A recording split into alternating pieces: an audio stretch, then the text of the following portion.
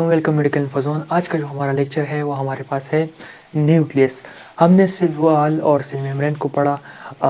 आज अब हम सेल ऑर्गेनेल की तरफ हम आते हैं। सेल ऑर्गेनेल में हमारे पास लार्जेस्ट जो है हमारे पास ऑर्गेनेल वो है हमारे पास न्यूक्लियस। न्यूक्लियस की तरफ हम आते हैं। अच्छा, न्यूक्लियस को पढ़ने से पहले हम इसकी हिस्ट्री की तरफ हम आते हैं कि हमारे पास रॉबर्ट ब्राउन ने हमारे पास डिस्कवर किया था 18th सेंचुरी में। सब हम आते हैं अब न्यूक्लियस की तरफ। ये तो हमारे पास था history. Is nucleus is the most important invisible part of this cell. जैसे कि मैंने कहा कि सेल जो है हमारे पास लार्जेस्ट पार्ट है। जब हमारे पास सेल की डिस्कवरी हुई तो इसमें हमारे पास न्यूक्लियस नज़र आया, सेंटर में न्यूक्लियस नज़र आया। तो जो हमारे पास रॉबर्ट ब्राउन कहने लगा कि हमारे पास एम्प्टी थिंग है, इसमें हमारे पास कुछ नहीं है। जब फिर हमारे पास इसमें डिस्कवरीज होती रहे फिर हमारे पास आया कि नहीं, न्यूक्लियस भी एक हमारे पास एक अदर सा टॉपिक है। तो उसमें डिस्कवरीज होती गई।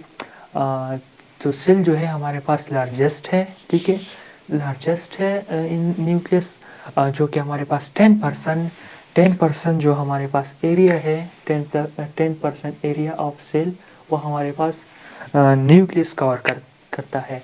हाँ, it's lie in the centre of animal cell. Animal cell में हमारे पास सेंटर में होता है और प्लांट सेल में हमारे पास कहाँ था, साइड में था, क्योंकि वो हमारे पास उधर वैक्यूल था ना, तो इसलिए हमारे पास इधर हमारे पास सेंटर में हमारे पास मौजूद होता है। अच्छा, but side of the animal duty vacuole, ठीक है, ये तो हो गया। Cell with nucleus are called eukaryotes. Eukaryotes और प्रोकैरियोट्स हम किसको कहेंगे?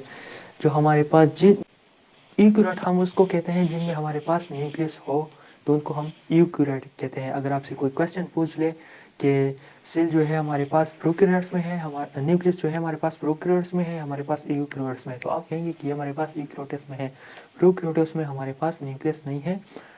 सेल की जो हमारे पास ऑर्गेनेल है वो हमारे पास सेल में ही साइटोप्लाज्म में उन पे पड़े होते हैं। न्यूक्लियस हमारे पास प्रोकैरियोट्स में हमारे पास न्यूक्लियस मौजूद नहीं होता, ठीक है। अच्छा, फिर हम आते हैं कंपोनेंट्स की तरफ। ये तो हमारा रहा न्यूक्लियस के हम कंपोनेंट पढ़ेंगे कि न्यूक्लियस भी हमारे पास किन चीज़ों में डिवाइड हुआ है। न्यूक्लियस जो है हमारे पास डिवाइड हुआ है हमारे पास न्यूक्लियर एनवेलोप मतलब तैलीनुमा, और दूसरा जो है हमारे पास न्यूक्लियोप्लाज्म जैसा कि साइटोप्लाज्म था, और जो हमारे पास न्यूक्लियस में जो हमारे पास प्लाज्म पड़ा होगा तो हम इसको न्यूक्लियोप्लाज्म करें। जैसा कि हमने सेल को पढ़ा था, सेल में हमारे पास क्या था, हम अभी तक पढ़ रहे थे, ये हमने सेल वॉल को पढ़ा, ठीक है। फिर हम सेल मेम्ब्रेन की तरफ आए तो हम इसको क्या कहते थे, ये हमारे पास साइटोप्लाज्म है।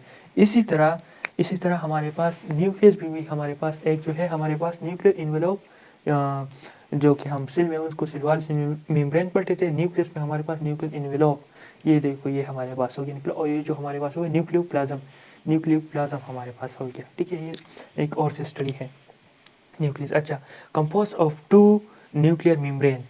अच्छा, सेल की तरह ये भी आप स्टडी कर ले, ये भी हमारे पास 2 न्यूक्लियर मेम्ब्रेन से बना होता है। क्या न्यूक्लियस का जो हमारे पास जो है इन्वेलप है, जो हमारे पास कवरिंग है, वो हमारे पास 2 मेम्ब्रेन से बनी होती है। आपको पता भी होगा कि हमारे पास ऑर्गेनेल जो है हमारे पास एक तो हमारे पास उनमें मेम्ब्रेन होते हैं, कुछ ऑर्गेनिज्म है हमारे पास उसमें मेम्ब्रेन नहीं होते, मेम्ब्रेन उनमें होते नहीं। कुछ ऑर्गेनिज्म होते हैं वो हमारे पास सिंगल मेम्ब्रेन से बनी होती है, और कुछ ऑर्गेनिज्म होते हैं जिसका मेम्ब्रेन होता ही नहीं है।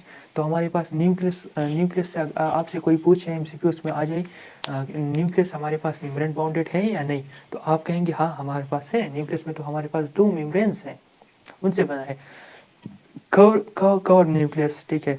2 मेम्ब्रेन जो है वो हमारे पास न्यूक्लियस कवर करते हैं। Separate nucleus and cytoplasm. अच्छा, फिर इन्वेलप का क्या काम है? न्यूक्लियर इन्वेलप जो हम कहते हैं मेम्ब्रेन्स का, ये हमारे पास क्या करते हैं, जो साइटोप्लाज्म है ये हमारे पास रहा साइटोप्लाज्म, और इसमें हमारे पास सेपरेट करता है, ठीक है। एक सेपरेशन है, पता चल सके ये हमारे पास न्यूक्लियस है और ये हमारे पास साइटोप्लाज्म है। अच्छा, pores are present called nuclear pores. ये हमारे पास पोर्स है, ये जो है हमारे पास पोर्स है, इसको हम कहते हैं न्यूक्लियर पोर्स। इनसे हमारे पास क्या होती है, ट्रांसपोर्ट होती है न्यूक्लियर पोर्स से। अच्छा, आपको अभी पता भी चल गया हो कि न्यूक्लियर मेम्ब्रेन हमारे पास फुल बंद नहीं होता, इसमें हमारे पास न्यूक्लियर पोर्स होते हैं, ट्रांसपोर्ट होता है, ठीक है, ये बात आपको हाँ जी। Prevent transfer of material between nucleoplasm and cytoplasm. Nucleoplasm में जो हमारे पास मटेरियल है, ये हमारे पास इधर से क्या होते हैं, ट्रांसफ़र होते हैं, जिसके मैंने आपको पहले भी बताया था।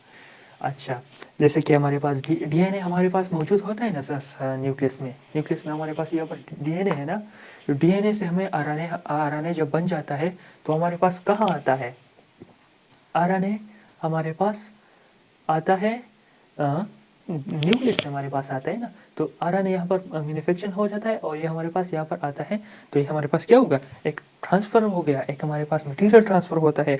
और ये हमारा अंदर प्रोटीन कहाँ से आती है, राइबोसोम जो हमारा प्रोटीन बनाता है, प्रोटीन हमारे पास कहाँ से आ जाती है, बाहर से आती है ना।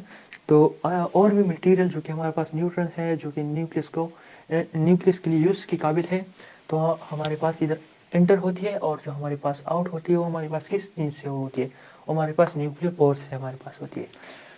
अच्छा, न्यूक्लियोप्लाज्म की तरफ हम आते हैं कि न्यूक्लियोप्लाज्म हमारे पास कैसा होता है। न्यूक्लियोप्लाज्म में हमारे पास दो चीज़ें होती है, एक हमारे पास होता है न्यूक्लियोल्स, एक हमारे पास न्यूक्लियोल्स है, और दूसरा जो है हमारे पास न्यूक्लियोल्स, न्यूक्लियस नहीं, न्यूक्लियोल्स है हमारे पास, न्यूक्लियाई पे आप कह सकते हैं। न्यूक्लियोल्स जो है हमारे पास one or more in number. कुछ सेल जो है हमारे पास, उनमें हमारे पास सिंगल न्यूक्लियाई होती है, और कुछ सेल में और हमारे पास मल्टी होती है, ठीक है। अच्छा, ये बात आपको समझ में आनी चाहिए। फिर हमारे पास है प्रोटीन फॉर्मिंग सेंटर, जो कि हमारे पास सेंटर में हमारे पास क्या करती है, राइबोसोम को हमारे पास मैन्युफैक्चरिंग करती है। सो आप ये कह सकते हैं कि ये हमारे पास क्या है, factory of ribosome, manufacturing of factory of what, ribosome. यहाँ पर हमारे पास क्या होता है, राइबोसोम की मैन्युफैक्चरिंग हमारे पास होती है, जिसकी हमने वहाँ पर कहा। अच्छा, दूसरा जो है हमारे पास क्रोमेटिन मटेरियल की तरफ हम आते हैं। क्रोमेटिन मटेरियल ट्रीड लाइक स्ट्रक्चर, ये हमारे पास ट्रीड लाइक मतलब दागी नुमा हमारे पास स्ट्रक्चर है, ये ट्रीड लाइक स्ट्रक्चर। अच्छा, ड्यूरिंग डिवीजन में जो है हमारे पास गेट ऑर्गेनाइज्ड, क्रोमेटिन मटेरियल है गेट ऑर्गेनाइज्ड इनटू क्रोमोसोम्स। अच्छा, ये क्रोमेटिन मटेरियल जो है हमारे पास जब डिवीजन का टाइम हमारे पास नज़दीक हो जाता है, तो ये क्या हो जाता है, ये हमारे पास डीएनए बन जाता है, ठीक है। डीएनए हमारे पास किस तरह का स्ट्रक्चर है, मैं आपको बता दूं। डीएनए आप फिर प्रीवियस चैप्टर्स में पढ़ेंगे, डीएनए हमारे पास क्या है, डीएनए हमारे पास डीएनए है, डीएनए। अच्छा, डीएनए जो है हमारे पास डीएनए जो है हमारे पास, अगर आपसे पूछे कि हमारे पास ह्यूमन में कितने डीएनए हैं, तो आप कहेंगे कि 46 डीएनए है। 46 डीएनए हमारे पास 46 डीएनए है। तो इनसे हमारे पास क्या होता है, अच्छा पूरा कंसेप्ट देता हूँ मैं डीएनए का। डीएनए जो है हमारे पास 46 डीएनए है, और डीएनए हमारे पास किस चीज़ में काम आती है, हेरिडिटी मटेरियल ट्रांसफ़र में, ठीक है। हेरिडिटी ट्रांसफ़र में हमारे पास क्या होता है, डीएनए। हेरिडिटी मटेरियल ट्रांसफ़र हमारे पास किन चीज़ों से होती है, हमारे पास डीएनए से हमारे पास होती है। जब डिवीजन होता है तो ट्रांसफ़र होगा ना जेनेटिक मटेरियल का, हेरिडिटी मटेरियल का, तो डीएनए भी उसमें हमारे पास क्या होता है, ट्रांसफ़र होता है। अच्छा, फिर वो हम अगले क्लासेस में फुल कंसेप्ट पढ़ेंगे, क्रोमोसोम क्या है, क्रोमोसोम फिर जीन से बनता है, मैसेंजर आरएनए कैसे बनता है, ये सब चीज़ें फिर हम अगले क्लासेस में पढ़ेंगे। आप वहाँ पर आप सिर्फ अब हम न्यूक्लियस के बारे में समझेंगे। अच्छा, फिर हम आते हैं कि न्यूक्लियस, ये तो हमारे पास रहा न्यूक्लियस का स्ट्रक्चर। अब हम आते हैं कि फंक्शन की तरफ हम आते हैं। Control all activity of cell जो है, न्यूक्लियस जो है हमारे पास ऑल ब्रेन है, जस्ट लाइक ब्रेन।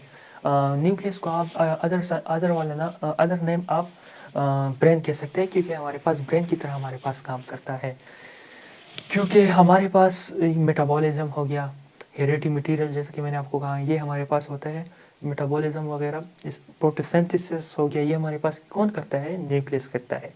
फिर synthesis of nucleic acid RNA, ये आरएनए हमारे पास कहाँ बनता है, जैसे कि मैंने आपको कहा भी, यहाँ पर हमारे पास आरएनए बन जाता है। फिर आरएनए बन जाता है तो हमारे पास साइटोप्लाज्म में आता है ना, तो हमारे synthesis of RNA, formation of सब यूनिट ऑफ राइबोसोम, कहने की ज़रूरत नहीं है। Store the heredity information, heredity information जैसे कि पहले मैंने कहा कि ये हमें स्टोर करता है जीन में हेरिडिटी इंफॉर्मेशन। 4 ये हमारे पास पूरे हैं। ये तो हमारे पास रहा न्यूक्लियस। न्यूक्लियस के हिस्ट्री की तरफ हम आए थे, फिर इसके बाद हम प्रोकैरियोट यूकैरियोट्स पर हम आए और कंपोजिशन कंपोनेंट पर हम आए, स्ट्रक्चर की तरफ हम आए और ये हमारे पास रहा फंक्शन। उम्मीद है कि ये लेक्चर आपको पसंद आया होगा। इसी तरह और लेक्चर्स देखने के लिए हमारे चैनल को जो हमारे पास लाल बटन है उसको सब्सक्राइब के बटन पर क्लिक कर दीजिएगा और इसी तरह के हमें भी मोटिवेशन मिल जाए कि हम आपके लिए इसी तरह के और वीडियोस लेकर आए। Thank you.